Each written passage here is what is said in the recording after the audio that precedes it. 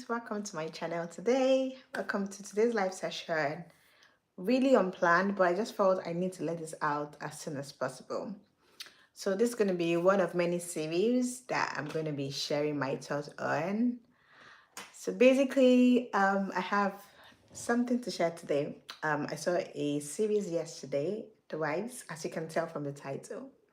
The Wives by the Elevation Church it's a Nollywood movie, I would call it now. Or let me say, it's a faith-based movie. And it's going to be like a series. So they have episode 1 to 3 that's out on the Elevation Nigeria, the Elevation Church Nigeria page. So I need you to go and see that movie. If you're someone that love related movies, faith-based movies, if you're married, if you're single, I think you should go see that movie. So I'm going to be doing like a review or what my personal opinion on the characters. And it's going to be like a series. So we have episode 1 to 3 today out already. And we will have other episodes coming up every Sunday by 6 p.m. So you need to be on the lookout. Now, I'm not really a movie person, but I love faith-based movie and I love movies that teach moral lessons. That's why from time to time, if I see any movie that I think is really interesting, I love to share on my page. And it also aligns with what my channel is about. It's about love, it's about faith, it's about purpose.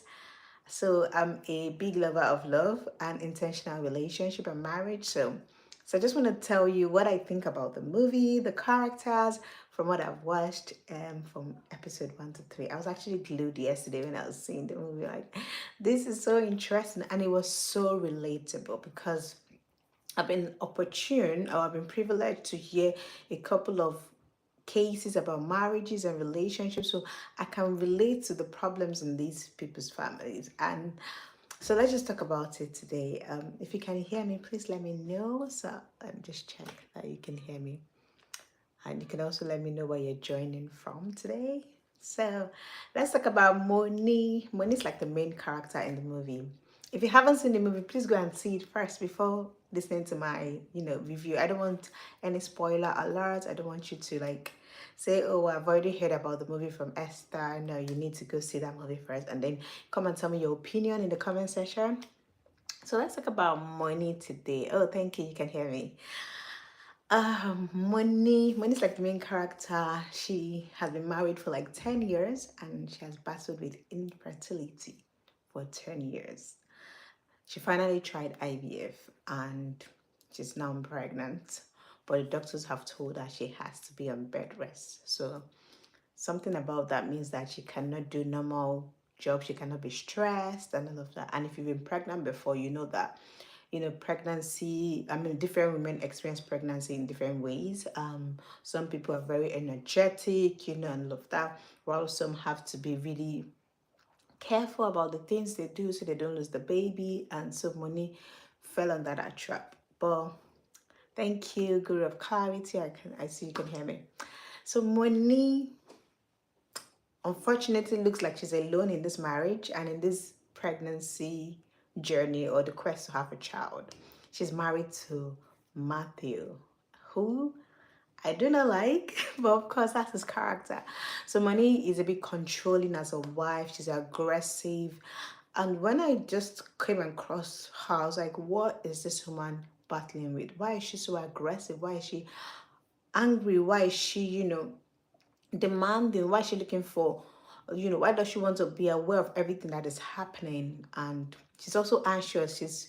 I think she's a bit she's going through a lot of trauma. She maybe had traumatic experiences that is informing her behavior currently. So she used to head like a committee, a charitable committee for the church. But because of her current situation with her pregnancy and IVF journey, she couldn't do that anymore. And she had to hand over the baton to Dinma, which I'll talk about later. So Moni has a husband, Matthew. But something striking happened in their first year of marriage. Matthew cheated. And Moni cannot seem to get over that situation. Now, Matthew, on the other hand, says he has, repented. He's now a good man. He's now a changed man. But he gives us every reason to doubt his changed behavior because He doesn't pick Moni's call, And if there's anything that women want, they want emotional stability, emotional security. They want to know that they are loved, that they are cherished, that they are protected. So any man that cannot provide emotional security, emotional stability, is not really a good man. And so that is a major need of every woman. So men need to pay attention to that. But Matthew, on the other hand, neglects his wife. She would call him, call him, call him, call him. He would not pick his call. At first, it started with him. Okay, he was planning a surprise for their 10th anniversary, but apparently it was just who he was. He was unstable in all his ways. He keeps telling different lies. When a man starts lying to you, when a man tries to cover his tracks, when a man is not transparent, is not honest, is not genuine, women will know, and it actually affects relationship, and it shows that there is something that he has to hide. So you need to go see episode 1 to 3 so that you kind of relate to what I'm saying. So what do I think about this couple? This couple, they're obviously not couples, they are roommates because they argue at every opportunity. The woman does not know what is happening in the man's life. The man is not open to talk about it. The woman is a bit aggressive. She's a bit, because the man is not giving her the emotional security that she deserves, right? So maybe I could justify Moni's behavior, but not 100%, because I think that sometimes it's important to be in control of your own emotions. At this point, maybe what is important to Moni should be, trying to have the baby, in good health and stop worrying too much about her husband. But can she really do it? She's actually married, so she deserves to know what is happening in her husband's life. Well, Matthew, her husband, has a successful career. He's doing well in his business. They're quite comfortable. They're a rich couple. But his marital life is shaking, and he doesn't care about fixing it.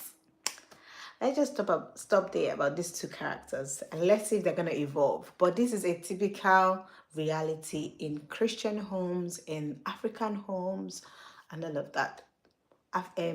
Matthew is not ready to explain himself. He just wants to live his life anyhow. And he's not ready to say, okay, I want out of this relationship. No, he's just there. He's unstable. Today is all loving and sweet, He's there to shower, money love. And the next day he's checked out. He's not there for her. So you don't need an unstable man in your life, especially when you're married and you are pregnant and you're expecting a baby. That should be a period where the two couples are joined together in love. They are prayerful. They're trying to, work things out, think about the future, what they want to name their kid, how parenting is going to be. Of course, I could say maybe the foundation of the marriage is faulty. Yeah, of course, he cheated in the first year of marriage, but let's not go into that yet. Let's go to the next family, which is Matthew and Dim. No, not Matthew, which is Harrison and Dinma. If you've seen the movie, God, I know that Harrison's character would annoy you, the way he talks, the way he behaves. Well, Harrison is a typical traditional man.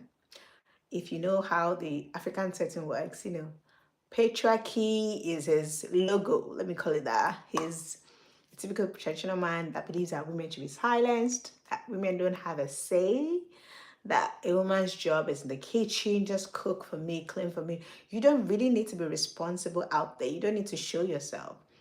So his wife, Dinma, on the other hand, was very submissive. Like, if he says yes, okay. It was as though she was in a shell. She was not, her full potential was not unleashed. It was as though she was a shadow of herself. Like, she couldn't fully express herself.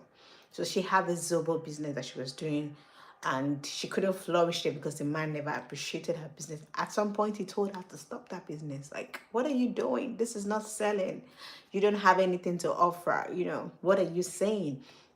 But Dinma took a bold step, a big challenge that I really embrace, and I really admire her for. She decided to be the head person of a committee, of the charitable committee that Moni was heading. She took the position and said, I will lead this committee. She took a chance on herself, and that was the good part. I like that women who are bold to take decisions. Yeah, her husband wasn't really in support of it, but somehow he agreed. So Harrison and Dinma relationship was not good either. Like just the way Moni and Matthew had their own struggles. For Harrison and Dinma, it was a case of poverty. They were not really boxed up. They were not really financially okay. And Harrison never gave, Dinma the chance to express herself, to be her best self. So he just reduced her to someone who has to prioritize his needs, his demands, his wants, which to me is too selfish. And maybe Dima should have known better, not have married someone of that caliber, someone who does not respect her. So, so as the play went on, we saw like an opportunity for. So because Moni is controlling and wants to be in charge of everything, even though she stepped down for Dima to take over the leadership of the charity organization, she still wanted to know what was happening. So she asked her husband, Matthew, to, you know, um, be assisting Dima in the course of running the organization. And so Dinma and Matthew had to work a couple of times. So there was that synergy. And there's something about Matthew. Matthew is nice to everyone except his wife. So Matthew appeared to be a good Samaritan, someone who would like to promote your dreams, was there for Dinma, whatever you need me to do. There was a time that sorry, I got distracted by something. I'm gonna look at that later. There was a time that, Dinma wanted to prepare the financial report for the charity organization for the previous years so that she could get a donor. She could get like sponsors for the coming years. And Harrison, her husband, refused to give her his laptop. But Matthew, on the other hand, volunteered to type the reports for her. He was just there. I know what happens when a woman is neglected at home, when a woman is not allowed to flourish, when a woman is not allowed to shine. If she gets outside, her attention will shift. And that was what happened. Dinma, that was a saint, started to, work together with Matthew, and she felt that Matthew was like the best person in the world. He was the husband that she never had, the husband that she dreamt to have. And guess what? She was coming from a home that does not support, divorce or separation. A woman must stay tuned to her husband. She must be submitted to her husband, She must just obey the husband. So she couldn't, complain about what was happening in the home. So these two marriages, kata kata, kata kata, kata kata. And this is what many families face. It's either, they're trying to work things out in terms of troubles that you're going through, and this is what, if you're already married, you know this. If you're intending to get married, you would know that it's not every time that you would have things rosy. So nobody gets into marriage preparing to stay up to 10 years without a child. Nobody. You would anticipate that even if you want like wait maybe the first 2 years, but by the third year you're expecting to, have a child, especially if you're coming from Africa, where majority of people want to get married because they want to have babies, right? So the trouble of the marriage, kind of like affected, the relationship between Moni and Matthew, because she decided to have a child, coupled with her personality and all of that. With everything that is going on in their life, I think that what they need is for therapy, to seek therapy, to speak to a licensed counselor therapist. And I would recommend someone of the Christian faith, so a Christian therapist that could, bring out the beauty in them if they really want their relationship to thrive. But I'm about to give you a spoiler alert. But before I do that, let me go to the third couple that we have.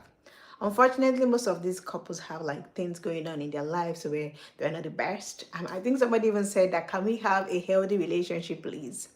Because it seems that the media is, talking about bad narratives. Well, there are healthy relationships, and I know that this movie is trying to pass a message across, which we are going to learn in the course of the movie. But of course, it started with the bad side so that you can see some of the downsides that you could experience if you don't, take calculated decision. And before I move to the third, to third couple, I want to talk about Dinma. Dinma married someone that did not respect her, that does not believe in her dreams. And I think for every woman out there, if you want to get married to somebody, if you're still single, I think that it's important to pay attention to how this person, perceives you. I mean, the worth, the respect that this person is able to give to you. Because even though the Bible says that wives should submit to their husband, it also talks about submission to one another. And submission is not subjection. It's not like the woman cannot talk. It's just that I would place your decisions over my. I understand that you are the head, you are the leader here. So even if I'm able to contribute, I would not usurp that power. I would recognize that there is somebody that is leading. So imagine that you're driving a train. If we have two people, trying to drive that train, or even if it's a car or an aircraft, one may be going in this direction and the other may be going in that direction. So that's why, and that could, cause mishap, accident, or whatever you. So you need one person to at least be the captain, be the lead, someone that is directing the course of that journey. And that's why in marriage, God has given the man the authority to be in charge of the marriage. But it doesn't mean that he cannot receive advice from the wife. It doesn't mean that the wife does not have anything to say. So men need to pay attention to their woman. So if you come from a patriarchal setting, think you need to refine your knowledge. You need to upgrade. You need to learn more, unlearn, relearn, because women can offer so much more. And in a marriage that has both partners contributing, equitably to the marriage would thrive. But when one person is carrying the whole burden, it doesn't really work well.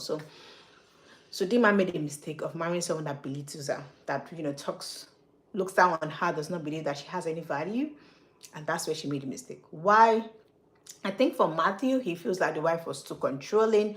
She just wanted to know everything. I think that maybe he did not marry her for love. I don't know what is fishy in that relationship. I guess we'll find out later on. Of course, he made a mistake, but I think that he had so many weaknesses that he needed to work on, like infidelity, because even in the course of the movie, we saw that he was not innocent, right?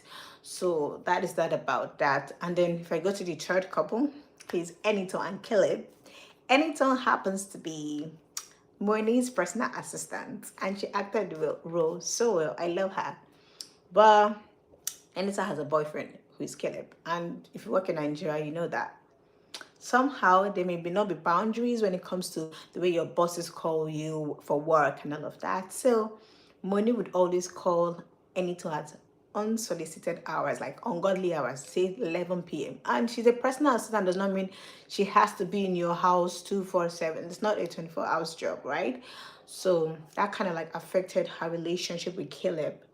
And so Caleb wanted, a woman who would be there for him, who would be available. But he truly loved that. But something happened in their relationship. And that's the fact that Caleb proposed to Enita publicly. And she said, no. Oh my God. I felt so bad for Caleb when I watched that part. Why would she say no? Have you discussed this with her before? And I think this is why most Nigerian men would always, propose to a woman after they've gone through the major steps in the marriage. Let me say he's done introduction, he's seen her family, he's certain that she's going to say yes. But of course, the way the white view proposal is, okay, we're taking this relationship a step further. Do you want to marry me? And that's what Caleb did. A Gen Z guy, anytime he's a Gen Z babe. But she said no. Guess what? Guess why? I think she may have been influenced by the relationship of her boss, because Enita and Matthew did not have a good relationship.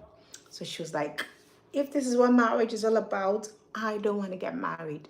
And I think that it is important that you feed your mind with the right level of information. So if you're single out there, even if you're married, you want to, associate yourself or watch marriages that are thriving, not marriages that are always in chaos, having issues, because that's all you're feeding your mind with, and that's what your mind will be occupied with, and that is what your mind will start to believe.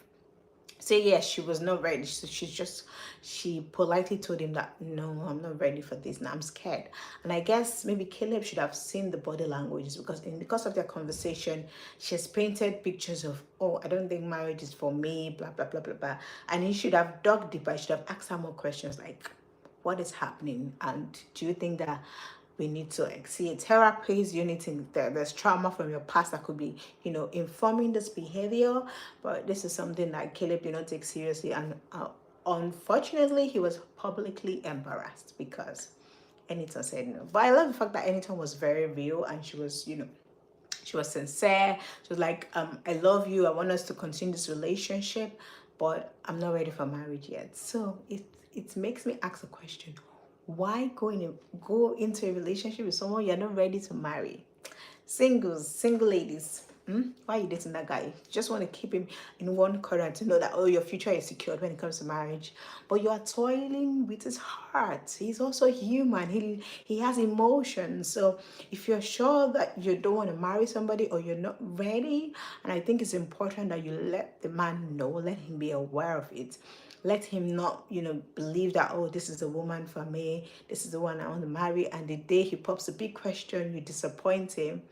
I felt really bad for Caleb. So, but I like the fact that Anita was actually honest. So, and this is the fear that many Gen Zs have. They're not ready to settle down. I think the media is showing another narrative that you don't need to get married early, blah blah blah blah blah blah blah. Achieve your potentials. Go for your dreams, which I totally, partially agree with. It is important that you discover yourself early and you go for your dreams, you pursue your dreams with all of your heart.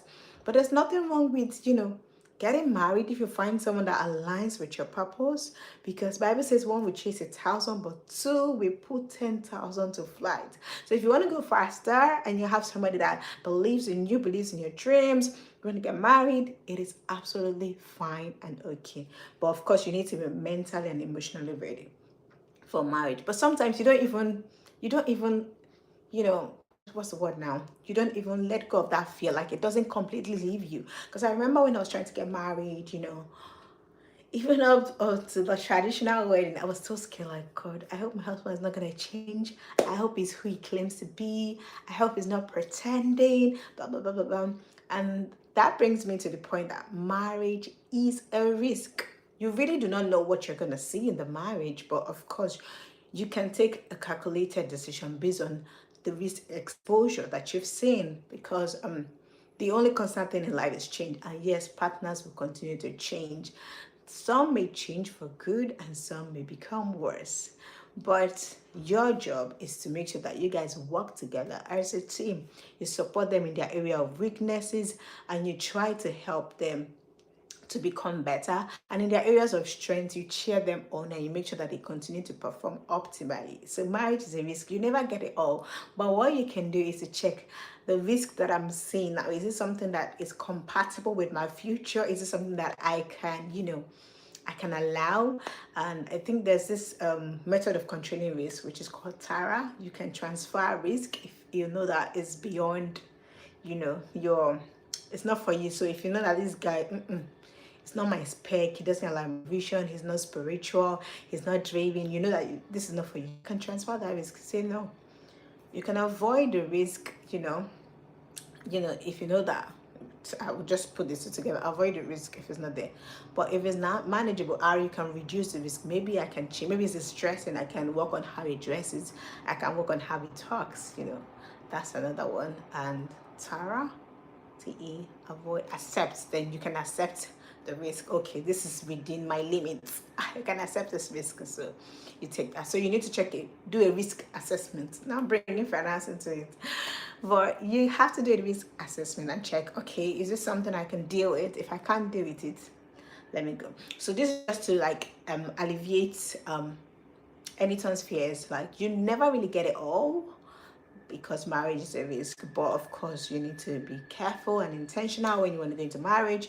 You don't want to go scared and fearful. You want to pray to God to give you the spirit of discernment, to help you discern who this person is and to help you make the right decision prayerfully, and also with the support of mentors, accountability partners.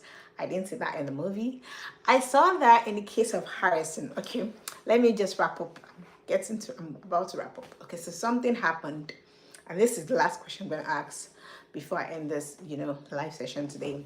So towards the end of episode 3, something happened. Moni accused her husband of cheating. And she has always accused her husband of cheating because plenty of times she would call her husband and he would not pick up. And she would have to rely on people around, maybe his office workers, people that could possibly know where he is, to figure out where this man is.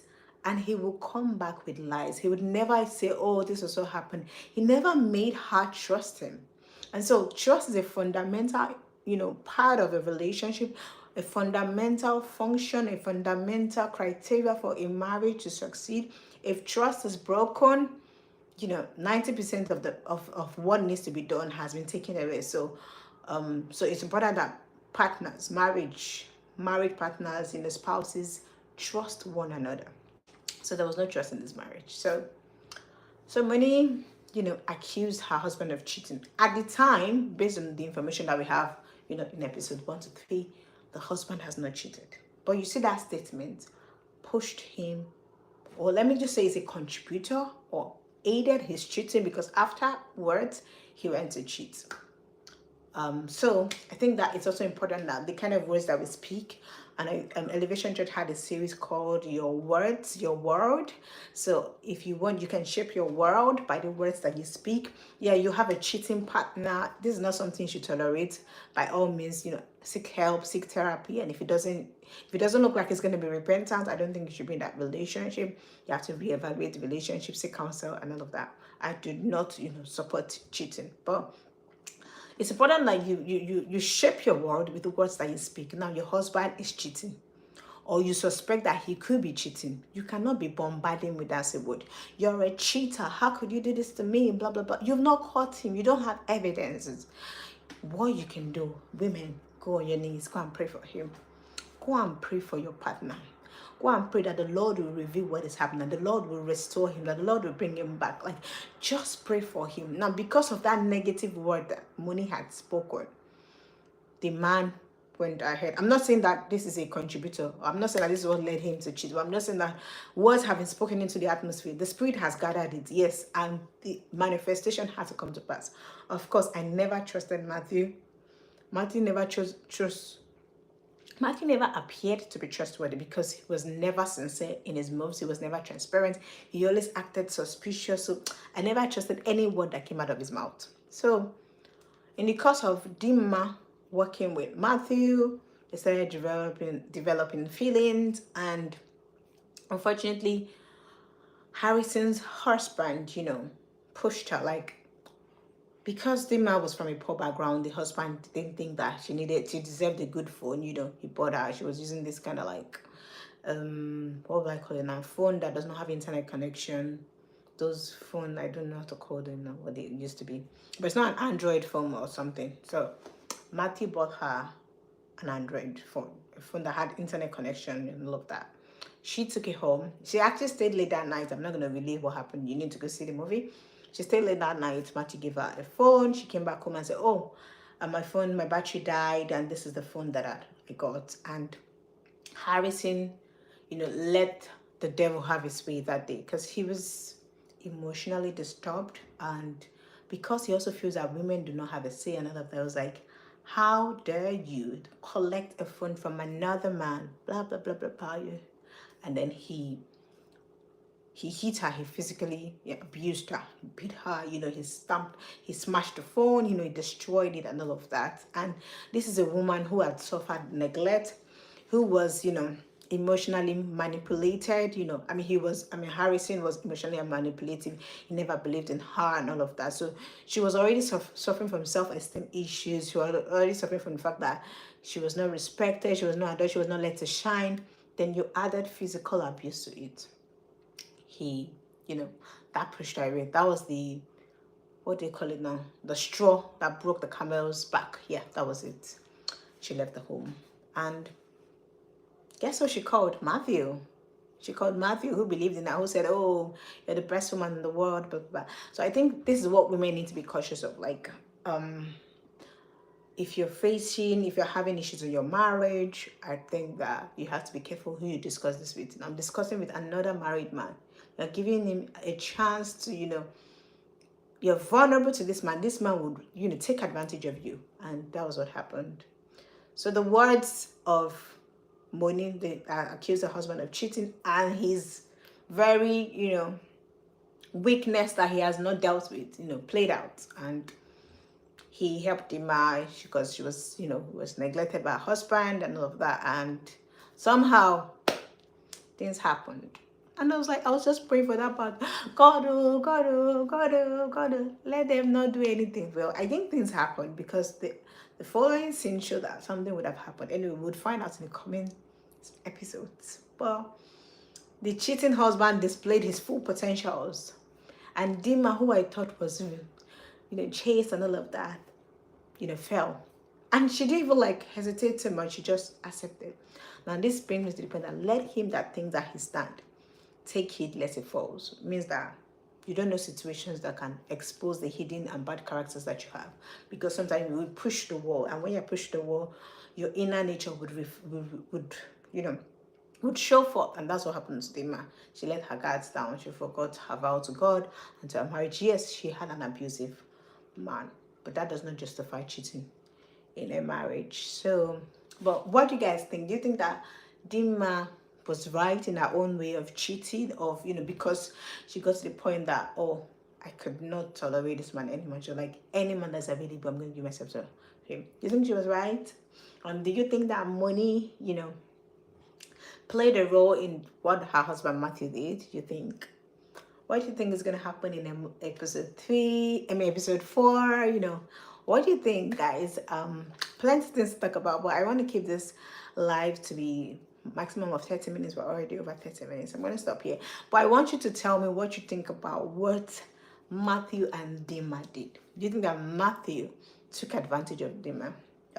Or he was just generally promiscuous, and there was an opportunity for us? If you ask who I ask, go and see the movie so that you can know the answer to that. Do you think that was an opportunity for him to show what he had in his inside, or he has always been a cheat all the time? And Dinma, do you think that Dinma's decision is justified? Her husband pushed her out of the house, he literally beat her and smashed the phone, the only great phone she ever had. He smashed it. Do you think that her decisions were right? I want you to tell me in the comment section, and we're going to continue the discussion. So next week, I'm going to come up with a review of episode 4. The next episode. So we'll talk about it. I hope you enjoyed my opinion, my review, my short review today. If you do, let me know in the comment section as well. So that'll be it. That'll be all for today on today's live session. It's a very informal live session. It's not like the one I normally do, but I think it was just important for me to put it out there. So go see the movie The Wives by the Elevation Church Nigeria. See you next week. Bye.